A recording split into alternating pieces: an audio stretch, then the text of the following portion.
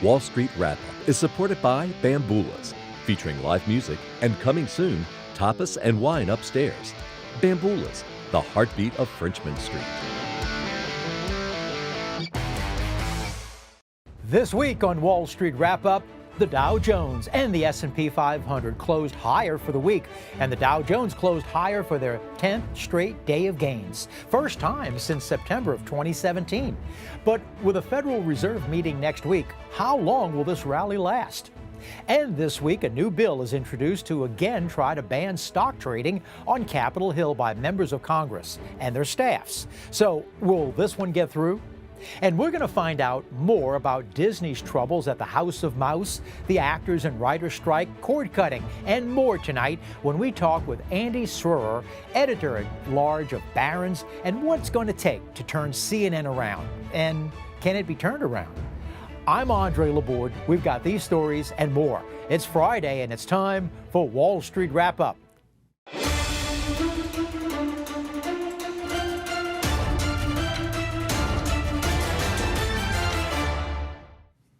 Hi, and welcome to Wall Street Wrap-Up for Friday, July 21st. Well, it was a good week on Wall Street for stocks and the Dow Jones. They had their 10th straight day of ending positive. Now, checking with our friend Carson Dietrich of the Carson Group. According to Carson, there have been 28 times since World War II that the Dow Jones was up for 10 straight days. And 1 year later, the Dow was even higher 85% of the time. And actually, from the 1980s, for the last 40 years, it's been higher 9 of those 28 times. This one makes the 10th time, and the Dow was up 1 year later every time for the last 40 years. Well, does history repeat itself? Maybe, but as Mark Twain used to say, it may not repeat, but it sure does rhyme. Over the past 12 months, now these 5 Dow Jones stocks have had spectacular returns, coming in with number 5, Apple, at just over 26%. Microsoft for the last 12 months over 32%.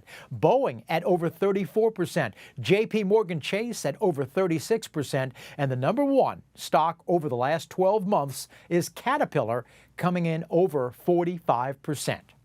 So how did our money do this week? Well, top sectors of the week were financials, healthcare, and energy. And the Dow Jones had their 10th straight day of gains, as mentioned. And the sector laggards for the week were communication services and discretionary. So as a reminder, the Federal Reserve meets next week to decide on raising of interest rates. And this week, the Dow Jones closed today at 35,228, which was up 2% for the week.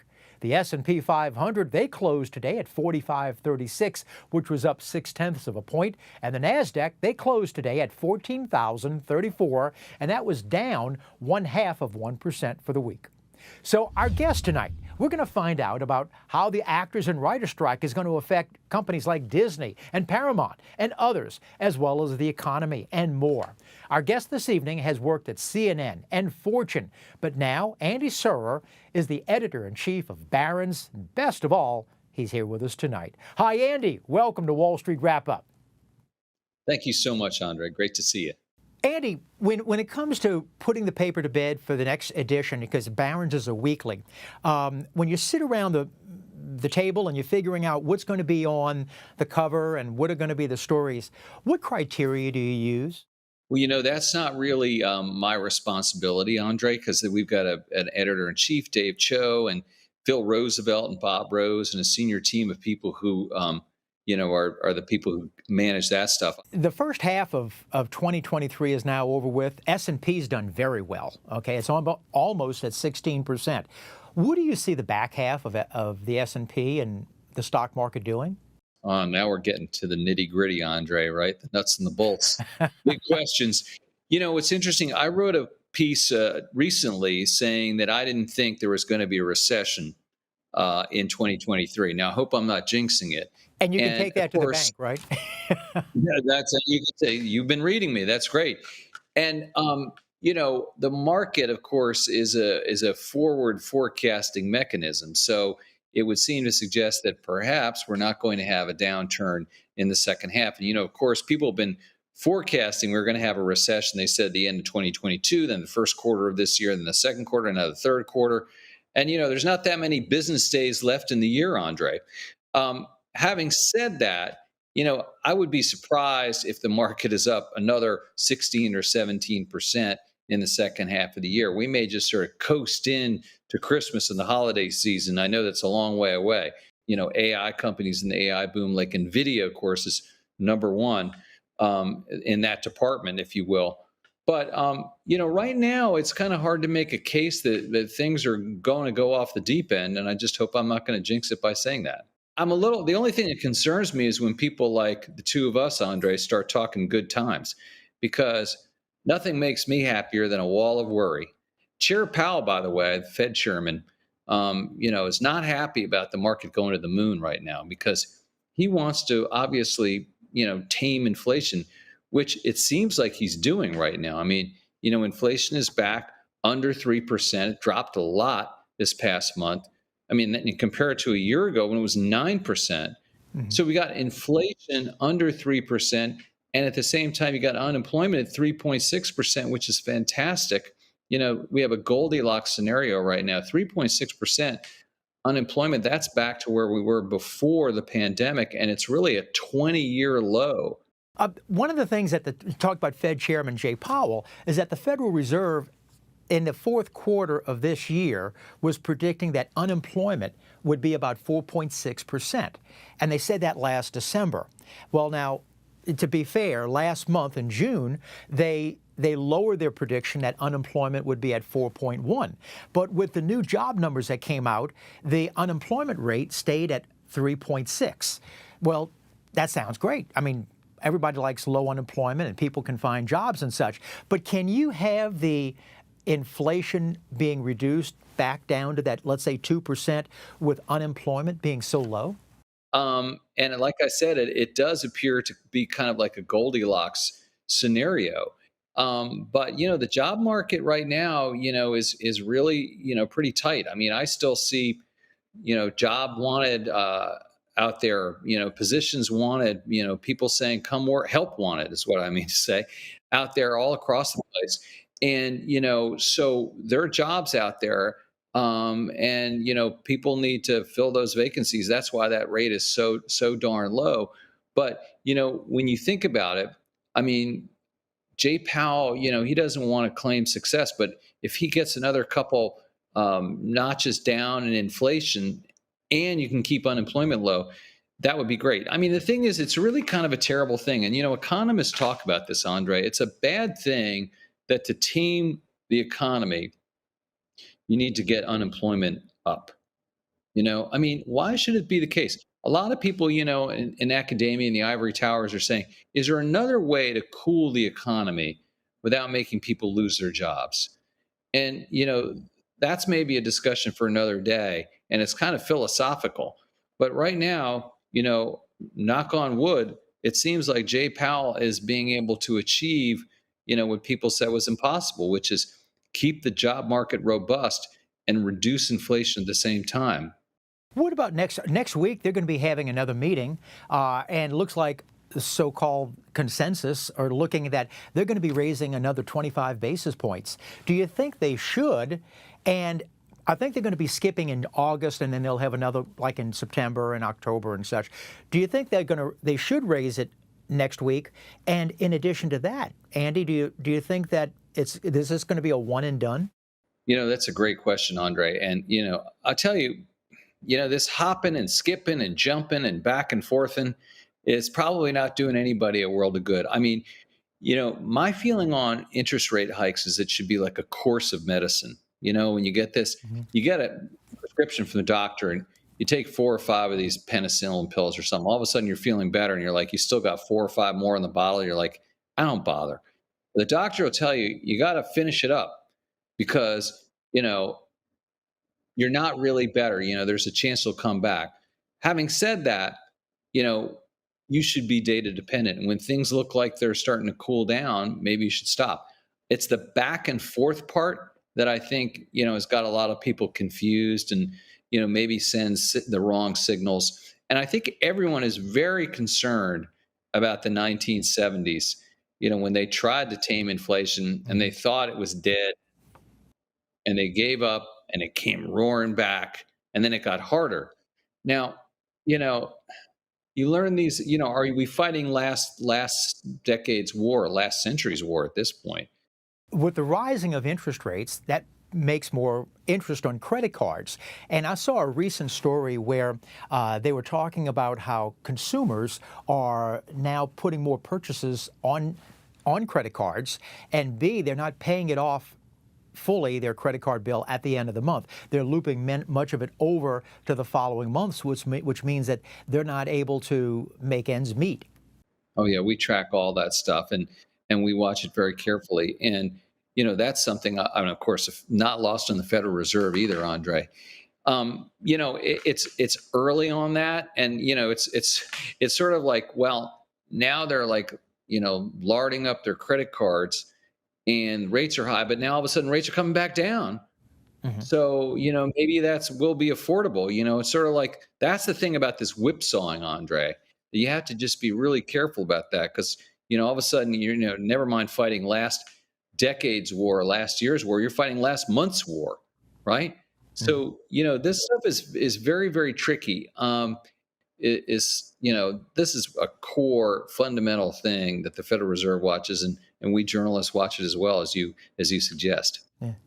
You recently had a column, and it was called "The Forever CEO."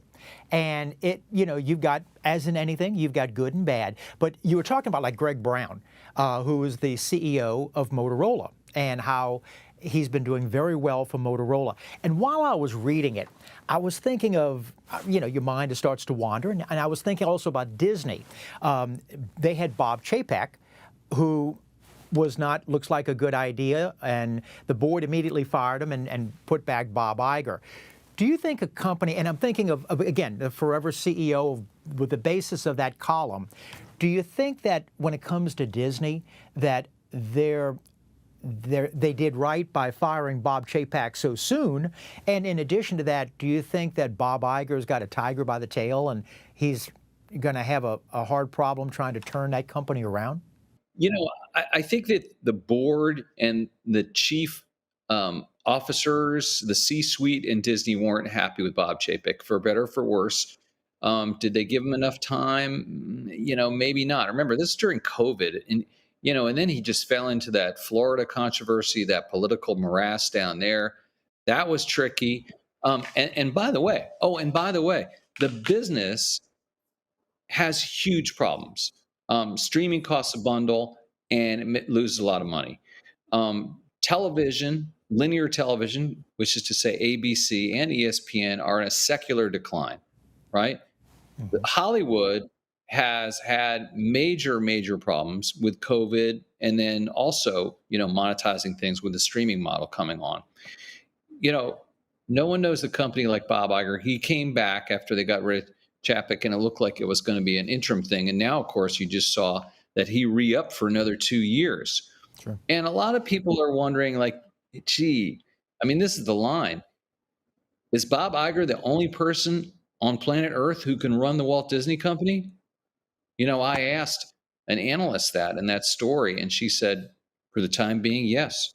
That's not, it's a glamorous job. It's an amazing job, but it's not an easy job. There's lots of headaches, and especially, as you said, also with the political climate right now in Florida, a lot of times people think that, well, that shall pass. But I've got a feeling, I'm wondering, because the theme parks are down, the people are not going to the movies as they did. Even the recent Indiana Jones movie that is out right now, that's not doing as well as they really did, and also the cord cutting of the circumstances with that. Do you think with the strike that has been with the writer's strike and also the actors, do they have enough, I'll use the term, movies in the can or productions in the can that will sustain them for a period of time? I didn't even mention the strike. Yeah. I mean, and just think about what Hollywood's been through over the past, half decade between COVID, streaming, and now the strike. And by the way, the easy days of going overseas and getting content from, say, a foreign distributor is over because Netflix is all over that business, right? I mean, has a tremendous international pipeline. A lot of times you're seeing shows on Netflix and they're from other countries. So that's not an easy alternative. And that's a good China's point, kind Andy. Andy, that's a good point Mhm. because the shows that are international that they've gotten produced from other parts of the world, they're not beholden to the SAG-AFTRA agreements and the writers' agreements. So other writers and actors around the world, they're not on strike. It's just really difficult, and the stock has been, under pressure, right? I Mhm. mean, the whole sector is under all those, Warner Discovery's under pressure, right? All of them are You- having a very, very tough time. I mean, that's another company that has some issues as Yeah. well. Well, you've worked at CNN, and so you're more intimately involved of the background in Warner Media, Discovery, which now owns CNN. They've got some issues. I mean, they let go of the head of CNN just a couple of weeks ago. What do you think it's going to take to turn that network around?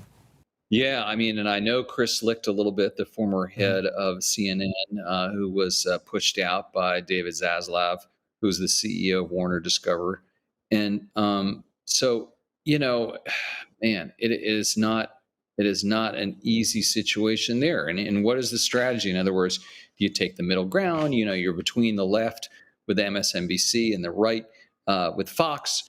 Is it enough just to like play it straight? That's what people talk about doing, but playing it straight is not so easy these days. All kinds of people have a different definition of what straight is. Mhm. Um, and people are getting their news from online sources. I mean, watching linear cable television.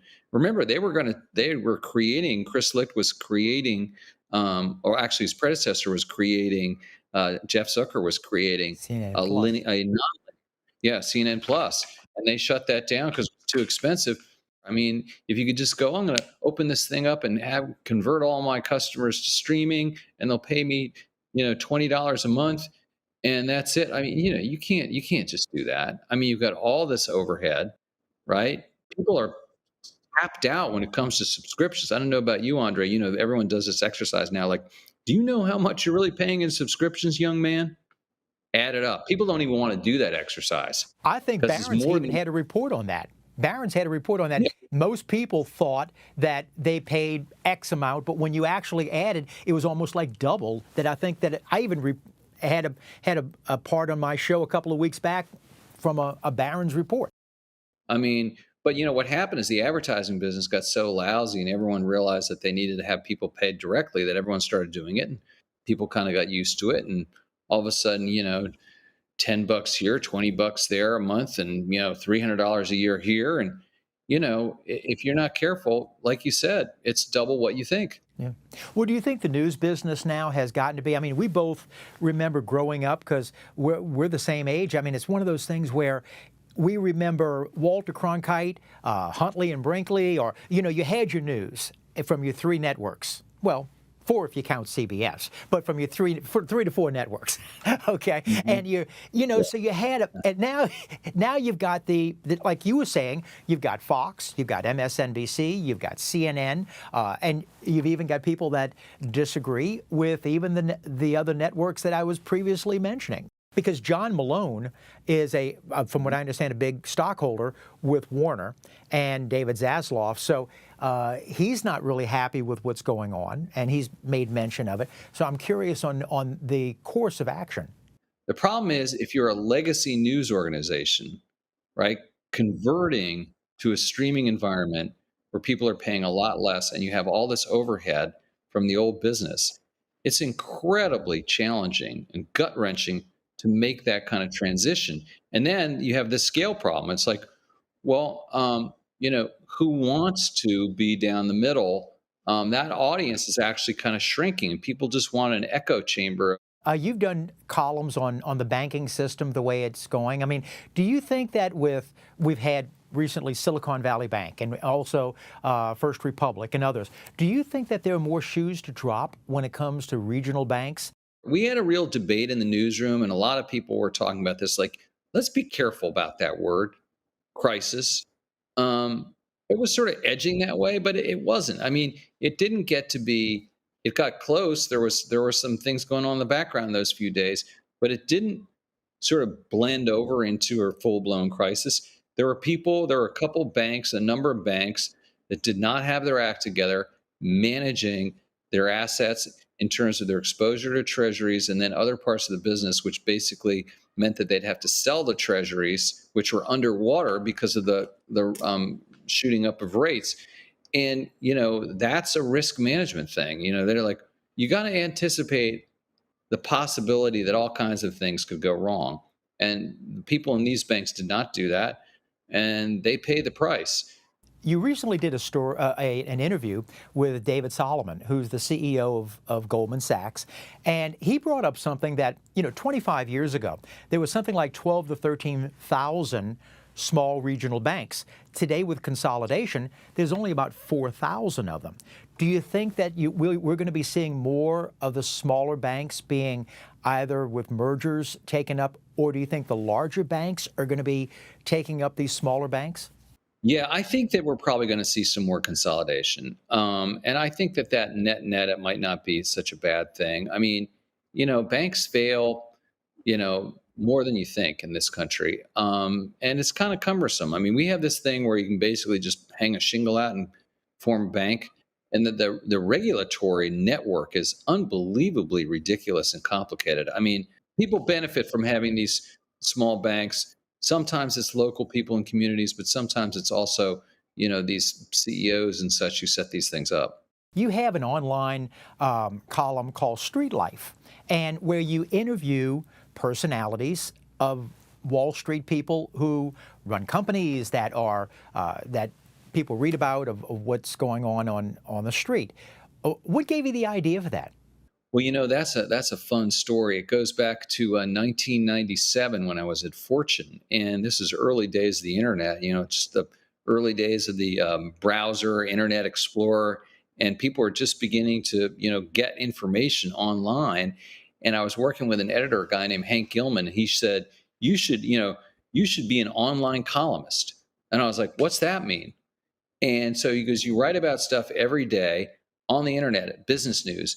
And so we believe, or, I've been told that Street Life was the first blog newsletter that went out about business news, first daily business news blog online. And, a lot of people, a lot of other journalists cite it as being, something that they look to and are like, wow, this is really interesting and different. So I've had a blast with it over the years, Andre. Thank you for asking about it. I mean, you've had Larry Ellison from Oracle, Bill Gates from Microsoft, and, the list goes on and on of all the different. Was there a common theme that you've noticed with a lot of these people? They were incredibly driven, incredibly smart. These people are not slouches. They don't get up at 9 o'clock in the morning. I mean, all these people are just, they're like possessed people with their ideas. And, they're incredibly great communicators for the most part. And people make fun of Bill Gates. Oh, he kind of hems and haws and this and that. He was very good at getting his ideas across. Larry Ellison's world class. David Solomon, get up in front of people and inspire them and lead them. I mean, you got to be able to do that. And that's a real intangible, right? Like, what is leadership? It really is being able to convince people to follow you, sometimes, into the field of battle. Andy, it's great. I thoroughly enjoyed talking. I hope you come back. Thank you so much, Andre. I really enjoyed the conversation. Appreciate the time. Thank you, Andy. Hey, if you've got a question or maybe a comment about the show, we'd love to hear from you. Make it concise, make it pithy, and write us. And notice the new email address at andre@benecapital.com. So let's take a look at the markets heading into next week. But before that, First Commander Corporation brokerage firm was launched in 1971, but it changed its name 2 years later. What was it renamed to? Well, we've got the answer, and it's coming up.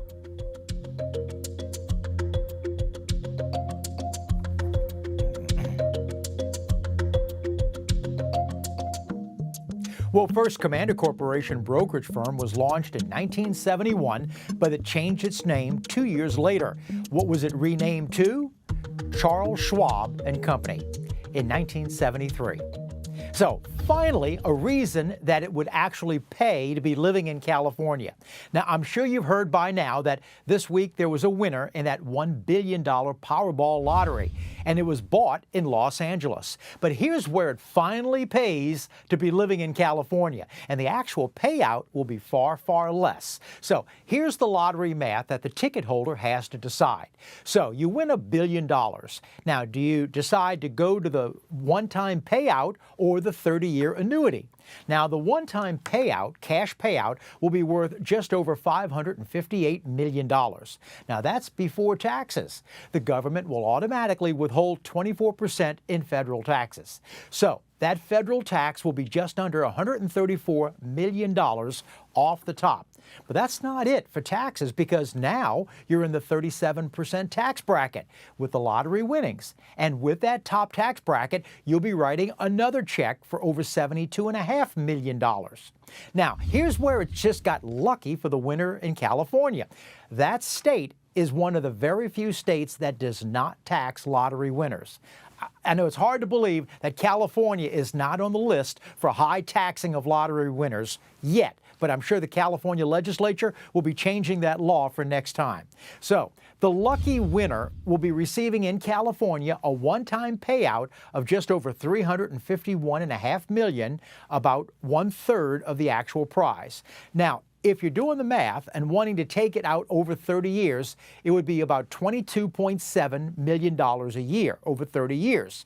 But that would come to about $680 million, about 2/3 of the amount over the lifespan of the payout.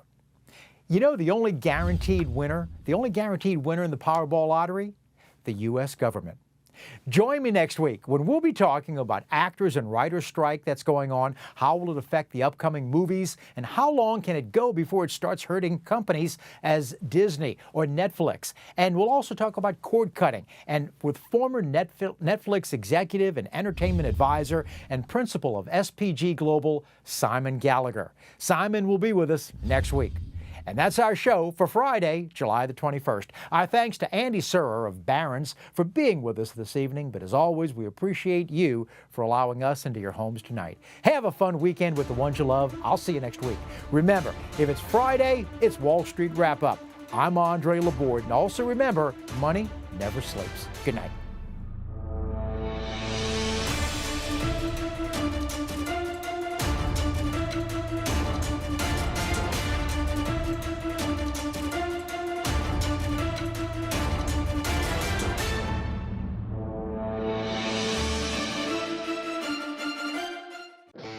Wall Street Wrap-Up is supported by Bamboolas, featuring live music and coming soon, tapas and wine upstairs. Bamboolas, the heartbeat of Frenchman Street.